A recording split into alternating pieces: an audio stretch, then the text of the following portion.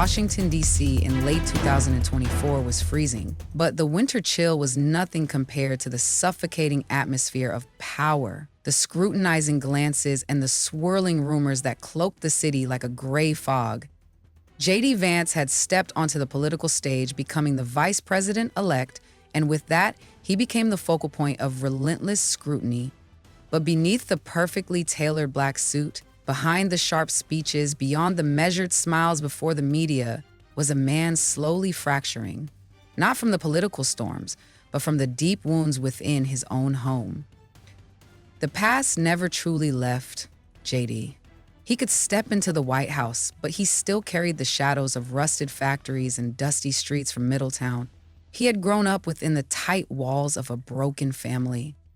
His mother, Leela, was a whirlwind of alcohol and pills, dragging behind her a storm of arguments and violence that no child should ever witness. There were nights when JD would curl up in a corner, clutching his old radio, turning the volume to its highest, just to drown out the screaming outside. If it hadn't been for his grandmother, Esther, small, gruff, but as tough as forged steel, he might have been swallowed whole by that bleak world. She told him he was not trash, that he could escape that vicious cycle, and he did. He had come so far, from a shattered childhood to the lecture halls of Yale, from the groundbreaking hillbilly elegy to the corridors of American power. But success always had a price. Usha, the woman who had once been the light in his life, the one he met at Yale in 2010, was slowly becoming a silent shadow. She had once been a rising star in the legal world, working under renowned judges, the right hand of the Chief Justice of the Supreme Court. Yet she had put everything on hold, stepping back to be the anchor of their family, to raise their 3 children, to keep their home from crumbling while he plunged into politics. A TikToker named Aubrey suddenly released a bombshell video. Usha had secretly filed for divorce. The accusations spread like wildfire, racking up millions of views. The comments were ruthless. JD sold his soul for power, abandoning his wife and kids. Usha was forced to stay to maintain the illusion of a perfect family. The media pounced. They dug into everything. Usha's abrupt departure from the law firm, Munger, Tolles & Olson, in July 2024 was now evidence of her dissatisfaction with JD. The rumors spiraled further. Some even accused him of having an affair with his campaign aide, though the only proof was a few blurry photos of him smiling during a meeting. JD faced it all in silence. Not because he didn't care, but because he didn't know what to say. He was used to attacks from the days when he was a young author being lambasted by America's elite. But this time, it hit where it hurt the most, because it pulled Usha into the brutal line between truth and lies. He knew she hadn't filed for divorce, but he also knew she wasn't happy, and that terrified him more than any scandal ever could. The day JD was sworn in as vice president, Washington was gray, the cold wind biting. Crowds gathered before the Capitol. Cheers erupted as he stepped onto the podium, his right hand raised, his deep voice resonating. I, James David Vance, do solemnly swear to support and defend the Constitution of the United States. Cameras flashed, capturing a historic moment, a man who had risen from nothing to the pinnacle of power. But in his mind, there was no pride, only the sound of Mirabelle, his youngest daughter, crying. From Usha's direction, JD hesitated for a fraction of a second. He didn't look toward Usha, but he could feel her slipping away. Beside him, Usha wore a deep blue coat, her dark hair gently curled, her face perfect for a political magazine cover. But her eyes had lost their light. When Mirabelle's wails shattered the solemn air, Usha quickly retreated backstage, her hands trembling as she held their daughter close. JD glanced toward them, catching sight of her vanishing beyond his view, her small shoulders shaking as she tried to soothe their child. Mirabelle buried her face in her mother's chest, tiny fingers clutching at Usha's coat, tears streaming down her flushed cheeks. Jojo wanted to run to them, to hold Usha, to wipe away her tears, to tell her he was still here, that everything would be okay.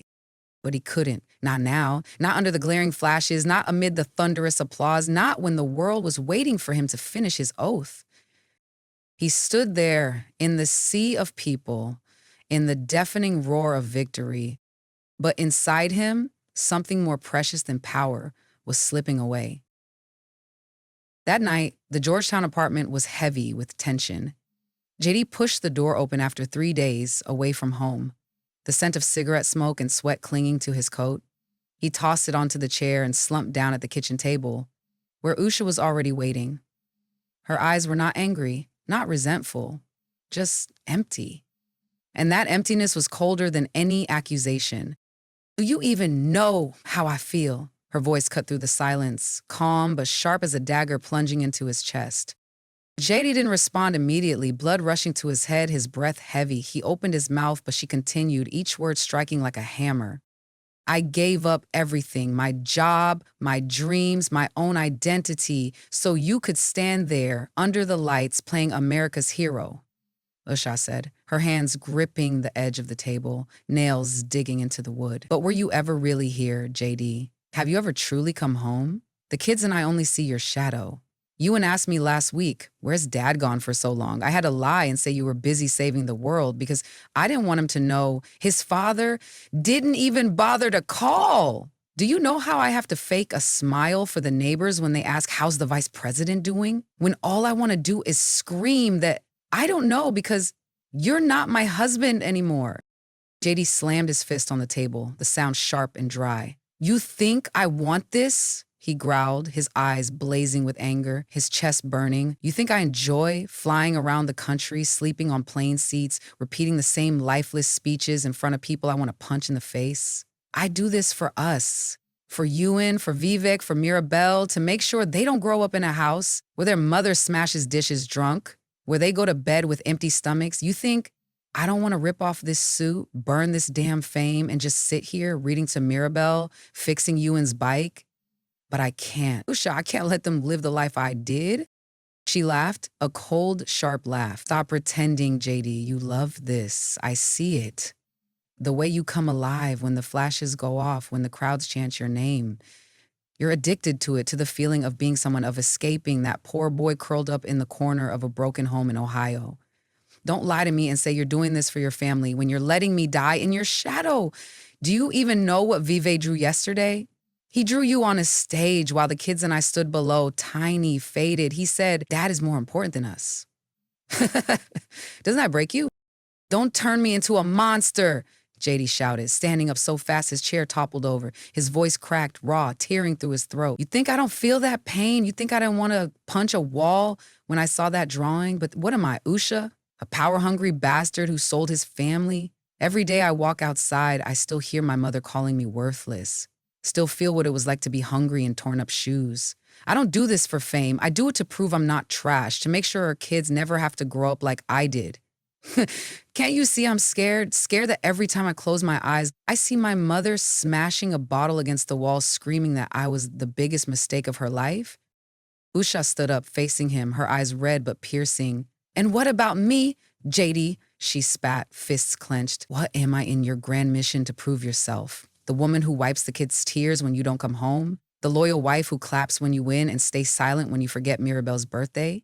What exactly have you proven when I have to give up everything, not because I wanted to, but because you needed me to? I once stood in court, once won high-stakes cases, once had dreams just as big as yours. But now, what am I? A housewife with a Yale law degree? Counting the days until you come home, listening to the neighbors whisper about how pitiful I am. You don't understand," JD interrupted, slamming his hand on the table, his face flushed red. "I never forced you to give up. You chose to stay, to be my wife, to be the mother of our kids. I never asked you to leave law, to abandon your cases, to walk away from your world, but you know what? I needed you to. I can't stand out there, can't do this damn job if you're not here, keeping me from falling into the black hole in my mind. You are everything I have. Don't you see that? Every time I walk out that door, I'm terrified. I'll come back and you'll be gone. That you'll leave me like my mother did." She covered her face, tears streaming down, but her voice remained sharp. "Don't feed me empty words, JD. You need me to be your shadow, but have you ever asked what I want? I didn't choose this. I was pushed into it. I gave up my career, my dreams, and now the world whispers about our divorce, about you cheating with your aide. Do you know how humiliating that is? Yesterday at the supermarket, an old woman looked at me and whispered to her daughter, Poor Mrs. Vance. Her husband must be off chasing other women. I wanted to scream at her, but I couldn't because I don't even know what the truth is anymore. JD stiffened, his breath heavy. You think I don't feel pain? He growled, stepping closer, his eyes bloodshot. You think I don't want to punch the person who started that rumor, to burn down every tabloid printing this garbage? But I can't. I have to stay silent to keep up appearances, because if I fall, this whole family falls with me. What do you want me to do? Resign the day after my inauguration, move back to Ohio, live in some rundown house just to prove I'm not a monster? Do you want me to kneel and apologize to the world for daring to dream bigger than the poor gutter I was born in? I don't want you to quit, Usha screamed, tears streaming but her gaze unyielding. I want you to choose me, JD. Choose us. Not by giving up your job, but by putting your family above your ambition for once. Can you do that, or will you just keep standing in the spotlight while the kids and I suffocate in your shadow? Do you know how Mirabelle cried on Inauguration Day? She asked me, why didn't Daddy hold me? I had to lie and say you were busy, but I knew the truth. You chose the crowd over your daughter. JD felt his chest tighten like something was squeezing the life out of him. I heard her, he shouted, his voice trembling, tears slipping down his face. I heard Mirabelle crying. I wanted to run to her, to hold you, but I couldn't. Don't you see I'm trapped?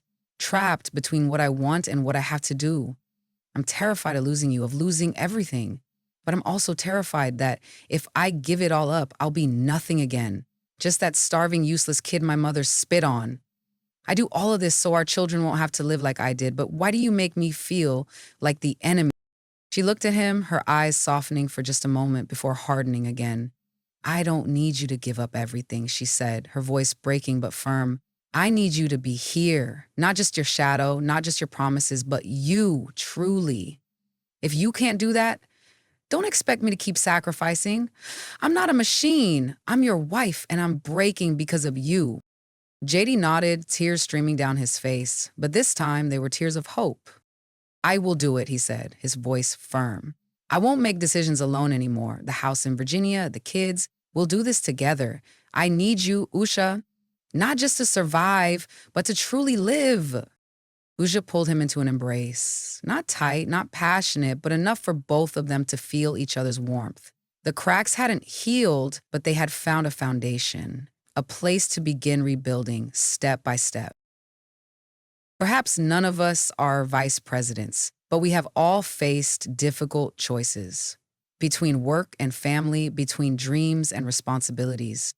We get caught up in the whirlwind of life, ambition, and the grand things we believe we must achieve. In the end, the biggest question remains, what does success mean if there's no one left to share it with? Sometimes we believe we have all the time in the world to make amends, to turn back, to say I'm sorry. But time waits for no one. A family cannot survive on promises alone. It needs presence, understanding, and genuine sacrifice. Are you chasing a dream so relentlessly that you're forgetting what truly matters? Take a moment, look at the people beside you before it's too late.